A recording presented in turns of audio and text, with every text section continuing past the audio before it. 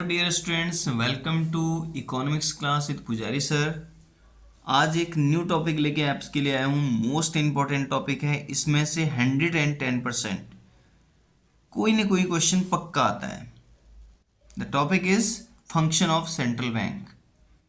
क्या फंक्शन है? अभी आपके सिलेबस में केवल सेंट्रल बैंक के फंक्शन आ रहे हैं, तो ये क्वेश्चन मोस्टली आपसे पूछा जाता है। इसमें से कोई सा फंक्शन उठा के भी दिया जा सकता है, या write the any two function, या write any four function of central bank, या केंद्रीय बैंक के कितने कार्य होते हैं, या केंद्रीय बैंकों के कार्यों की व्याख्या कीजिए। इस प्रकार के क्वेश्चन पूछे जा रहे हैं।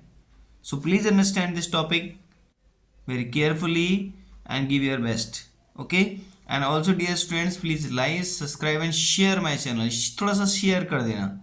शेयर करने से बेनिफिट ये होगा कि जितने आपके फ्रेंड्स हैं, आप देखो इसे 9th से ऊपर किसी भी स्टूडेंट को शेयर कर सकते हैं और उससे बोले कि चैनल को सब्सक्राइब करें। इसमें 10th 9th और 11th और 12th क्लास से रिलेटेड वीडियोस आपको बहुत सारे मिलेंगे। And also this is informative for the different types of IAS PCS examination. जितने भी IAS PCS के एग्जामिनेशन होते हैं, उन सारे एग्जाम्स में ये सारे क्वेश्चन मोस्टली पूछे। देखो, इकोनॉमिक्स से ऐसा सब्जेक्ट है जिसके बिना किसी भी एंट्रेंस एग्जाम में कोई क्वेश्चन पेपर बनता ही नहीं है। डेफिनेटली इसमें से कोई ना कोई क्वेश्चन पूछा ही जाएगा। सो आज हम स्टार्ट कर रहे हैं बैंकिंग चैप्टर का ये most important topic, central bank के कार्य या फंक्शन ऑफ सेंट्रल बैंक। इसमें फर्स्ट फंक्शन आता है bank of issuing note.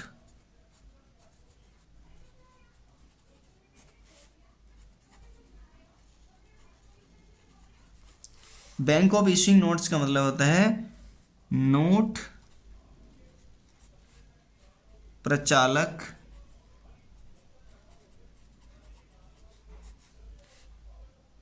Bank. RBI क्या है? RBI एक एपेक्स इंस्टीट्यूशन है, सर्वोच्च वित्तीय संस्था इसे हम कहते हैं, जो कि नोटों को इशू करता है, जो कि नोट बनाता है। ठीक है, इसका मेन काम ये है, बहुत सिंपल कॉन्सेप्ट है आपका, कि central bank have the authority to issue the note of the country. Right, केवल एक ही ऐसा इंस्टीट्यूशन है पूरे इंडिया में जो केवल नोट को इशू करता है। कौन? Central bank. अब सेंट्रल बैंक कौन है भाई? RBI सेंट्रल बैंक है, रिजर्व बैंक ऑफ इंडिया। ठीक है, ये हमारा सेंट्रल बैंक है। ओके, समझ गए? मीन्स केवल एक यही बैंक है जो नोट को इशू करता है। सेकंड इसमें फंक्शन आता है इसका banker to the government. Banker to the government.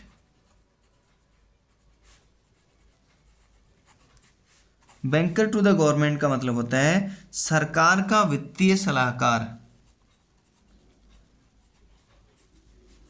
सरकार का वित्तीय सलाहकार।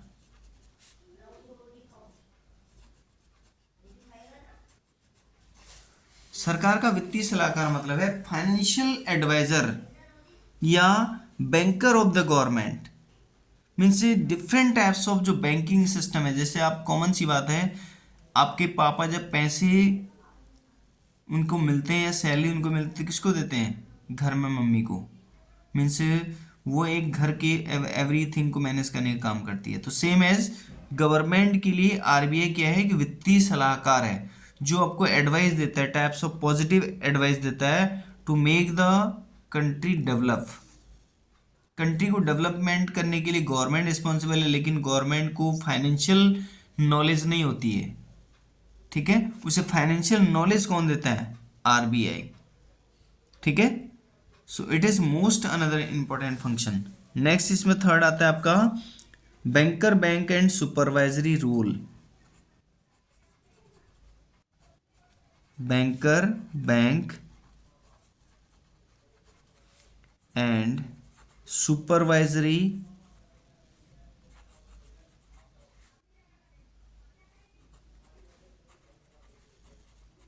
रोल। अब banker bank and supervisory role का मतलब होता है बैंकों का बैंक एंड पर्यवेक्षक, इसे हम कहते हैं बैंकों का बैंक और पर्यवेक्षक। अब देखो बैंकों का बैंक का मतलब है सारे बैंकों का हेड है, ठीक है। जैसे स्कूल में सारे टीचरों का हेड कौन होता है, कोऑर्डिनेटर, वाइस प्रिंसिपल, प्रिंसिपल, ठीक है। वो उन्हें गाइड करते हैं कि आज इस टाइप का वर्क होना है, आज इतने बजे छुट्टी हो जाएगी, या कोई मैसेज है तो उसे उसके स्टूडेंट्स को पहुंचाना। सो सेम एज जितने भी बैंक हैं उनको किस प्रकार की एक्टिविटीज़ करनी है, उनको कौन से वर्क नहीं करने हैं, उनको कौन कौन सी फैसिलिटीज़ पब्लिक को देनी है, वो सारी फैसिलिटीज़ को देने के लिए एज अ सुपरवाइजरी रोल करता है।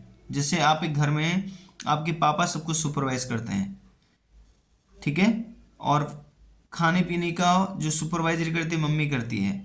तो ये सारी चीज़ें सेम एज कैसे करता है बैंक, आरबीआई करता है कॉमर्शियल बैंक के ऊपर, कि कॉमर्शियल बैंक से कहता है कि आपको इस प्रकार से वर्क करना है, means it is provide the rules and regulation to the commercial bank, ठीक है। जितने भी कमर्शियल बैंक होते हैं सबको ये रूल्स एंड रेगुलेशन देता है, ओके।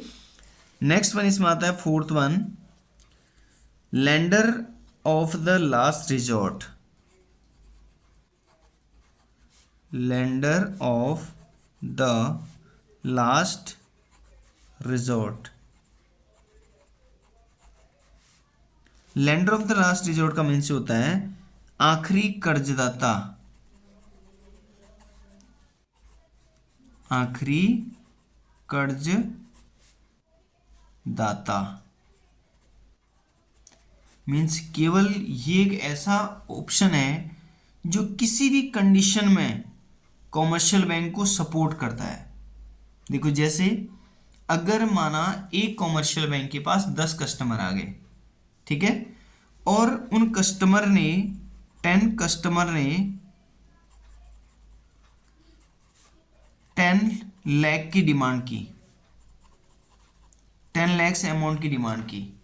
अब ये बैंक के पास केवल 5 लाख रुपीस थे। अब भाई कस्टमर से ये तो नहीं कहेगी मेरे पास पैसे नहीं है, क्या कहेगा, वेट एंड वॉच, हम आपके लोन को सैंक्शन करते हैं। और जितना टाइम सैंक्शन करने में लगता है ना, वो सैंक्शन करने का मीनिंग है कि वो मैनेज करता है एवरीथिंग, कि उसके पास पैसे हैं या नहीं, या कस्टमर के डॉक्यूमेंट्स कैसे हैं, या कस्टमर किस प्रकार का है। कस्टमर अगर अच्छा है तो उसे लोन देना है, कस्टमर अच्छा रिपे नहीं करने वाला है तो उसे लोन नहीं देना, कस्टमर ने कितने सारे लोन लिए हुए हैं, उन सब टाइमिंग के बीच में उसे सफिशिएंट टाइम मिल जाता है, ठीक है। तो इस सिचुएशन में अगर किसी कॉमर्शियल बैंक के पास 10 लाख के लोन की डिमांड है, उसके पास 5 लाख हैं, तो वह क्या करता है, कॉमर्शियल बैंक आरबीआई से लोन ले लेता है, और आरबीआई उसे लोन देता है, और उसी लोन को लेकर वो कॉमर्शियल बैंक अपने कंज्यूमर को दे देता है, ठीक है। मीन्स आरबीआई ने कॉमर्शियल बैंक को लोन दिया, और कॉमर्शियल बैंक ने उसी लोन को किसको दे दिया, कंज्यूमर को दे दिया, ठीक है। अब ये प्रोसेस में जो इंटरेस्ट रेट होता है, देखो आरबीआई कॉमर्शियल बैंक को लोन देगी तो उसका इंटरेस्ट रेट कम होगा अकॉर्डिंग टू कस्टमर। अगर माना आरबीआई ने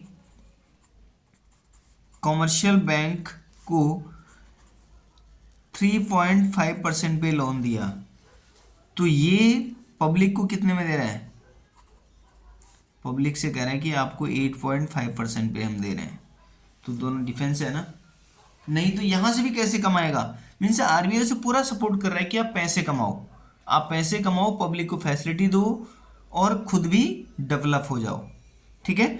तो इस प्रकार से as a lender of the last resort means हर प्रकार की समस्याओं का समाधान करने के लिए आरबीआई रेडी है। अब दूसरी कंडीशन में, अगर किसी कॉमर्शियल बैंक के पास फंड ज़्यादा हो गया, जैसे किसी कॉमर्शियल बैंक में 1 करोड़ रुपीज़ का डिपॉजिट आ गया, 1 करोड़ रुपीज़ लोगों ने जमा कर दिए। अब इस केस में कॉमर्शियल बैंक के पास कोई लोन लेने के लिए कोई नहीं आया, अब 1 करोड़ रुपीज़ के पास पड़ा है, तो कस्टमर को कैसे इंटरेस्ट देगा, कस्टमर को भी तो ब्याज देना है ना उसने, तो कैसे ब्याज देगा, इस केस में भी आरबीआई कहता है कि अगर आपके पास सरप्लस फंड है तो आप उसे आरबीआई में डिपॉजिट कर दो और हम इस पे आपको इंटरेस्ट देंगे। मीन्स आरबीआई इंटरेस्ट दे भी रहा है और आरबीआई इंटरेस्ट ले भी रहा है। ठीक है, तो दोनों कंडीशन में उसकी सपोर्ट करने के लिए रेडी रहता है। फिफ्थ फंक्शन इसका आता है custodian of foreign exchange.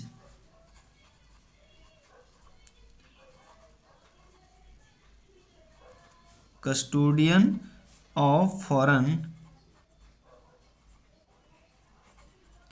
Exchange.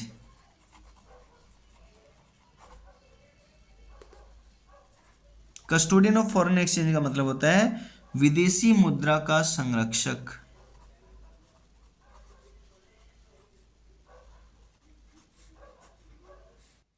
मुद्रा का संरक्षक। ठीक है, विदेशी मुद्रा का संरक्षक मतलब होता है मीन्स कि अगर इन केस हम फॉरेन करेंसी को परचेज कर रहे हैं या फॉरेन करेंसी को या फॉरेन कंट्रीज को अपनी करेंसी को सेल कर रहे हैं तो उसे कैसे मैनेज करना है, उसे एक्सचेंज कैसे करना है। जैसे हमारी कंट्री का पर्सन कोई अमेरिका चले गया, ठीक है, अब वो जॉब करके यहाँ पे आ गया भाई, अब उससे ये तो नहीं कहेंगे ना तुम अमेरिका की करेंसी यहाँ क्यों लेके आए। तो सेंट्रल बैंक ने क्या किया है, हर स्टेट में एक एक ऑफिस सेटअप किए हैं जो सारे विदेशी मुद्रा के संरक्षण का काम करती है कि आप वहां से कितने करेंसी लेके आए थे, आप वहां के उस ऑफिस में उसे डिपॉजिट कर दो, आपको इंडियन करेंसी में वो कन्वर्ट करके दे देगा। मीन्स जितनी वैल्यू उस कंट्री की करेंसी इंडिया के अकॉर्डिंग है। ठीक है, तो इस प्रकार से कस्टडी में रखता है। मीन्स विदेशी जो मनी है, जो फॉरेन करेंसी है, उसको सेव करके उस कंट्री को रिटर्न करता है और उसकी वैल्यू के अकॉर्डिंग इंडियन पर्सन को फैसिलिटीज देता है। ठीक है, नेक्स्ट इसमें आता है, नेक्स्ट आपका फंक्शन आता है नंबर 6 फंक्शन क्लियरिंग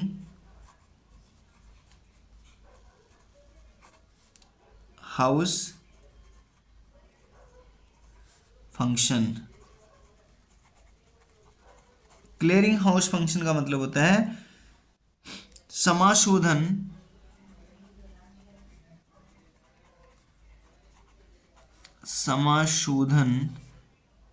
गृह कार्य। इसका मीन्स होता है अगर कोई दो बैंक हैं, अच्छे से समझना, मानो कोई बैंक है, हम दोनों बैंक लेते हैं, जैसे लाइक पीएनबी, ठीक है, और एक है एसबीआई। अच्छे से समझ लेना इसको, इसमें बहुत सारे क्वेश्चन पूछे जाते हैं। अब माने एक कस्टमर है कोई ए, ठीक है, एक कस्टमर है ए, इस कस्टमर ने एसबीआई में अपना अकाउंट ओपन किया, ठीक है, और किसी प्रोग्राम पॉलिसी या कहीं से भी इसके ऑफिस ने इसे एक चेक दे दिया। अब वो चेक किसका दे दिया, पीएनबी का। ठीक है, अब पीएनबी का चेक दिया, कस्टमर का अकाउंट है एसबीआई का, तो एसबीआई के अकाउंट में ही उस पर्सन का अकाउंट भी है, तो इस केस में वो पीएनबी के चेक को कैसे विड्रॉल करेगा भाई, ये तो प्रॉब्लम आ गई। तो इसके लिए भी आरबीआई ने एक फंक्शन रेडी किया है। देखो, अगर ये आरबीआई है तो आरबीआई में इसका भी खाता है और इसका भी खाता है, दोनों का अकाउंट है। मीन्स आरबीआई में दोनों बैंक का अकाउंट है। अब दोनों बैंक के अकाउंट के केसेस में अगर चेक इसका होता है, कस्टमर का अकाउंट इसमें है, सॉरी कस्टमर का अकाउंट एसबीआई में है और चेक इसका होता है, तो उस केस में भी इंटर हाउस फंक्शन के अकॉर्डिंग या क्लियरिंग हाउसिंग फंक्शन के अकॉर्डिंग इसके चेक को विड्रॉल करने के लिए पीएनबी अपने खाते से एसबीआई के खाते में डिपॉजिट करेगा जितने का चेक है। जैसे 10,000 का चेक है तो एसबीआई पीएनबी को चेक देगा और आरबीआई इस अकाउंट से इस अकाउंट में डिपॉजिट कर देगा 10,000 रुपीज़, पीएनबी के खाते में से एसबीआई के खाते में डाल देगा 10,000 रुपये। अब वो 10,000 रुपये जब एसबीआई के खाते में आएंगे तो एसबीआई से वो कस्टमर के खाते में आ जाएंगे। ठीक है, क्लियर हुआ। सो इस प्रकार से क्लियरिंग हाउसिंग फंक्शन वाले फंक्शन को भी क्लियर करता है। ओके,